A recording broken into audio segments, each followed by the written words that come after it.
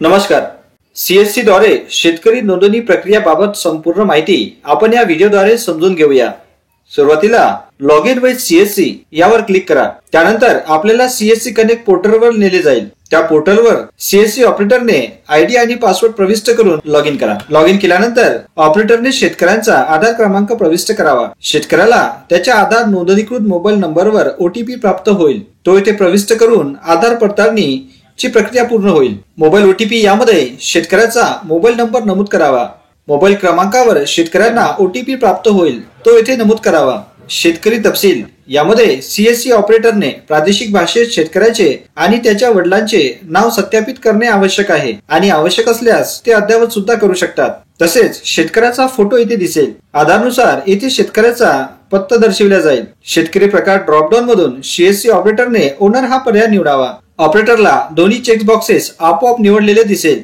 यानंतर fetch land details यावर click करा. त्यानंतर शेतकऱ्याचा सर्वे नंबर प्रविष्ट करा. ड्रॉपडाऊन मधून शेतकऱ्यांचे नाव निवडा.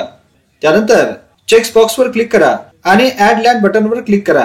जमिनीचा डेटा आल्यानंतर जमीन त्या मालकाची आहे हे तपासून बघा. या स्क्रीनमध्ये सर्व माहिती बरोबर असल्यास व्हेरीफाय ऑल लँड यावर क्लिक करा. येथे farmer consent, operator declaration, farmer declaration या चेक बॉक्सवर क्लिक करा आणि सेव्ह बटनवर क्लिक करा.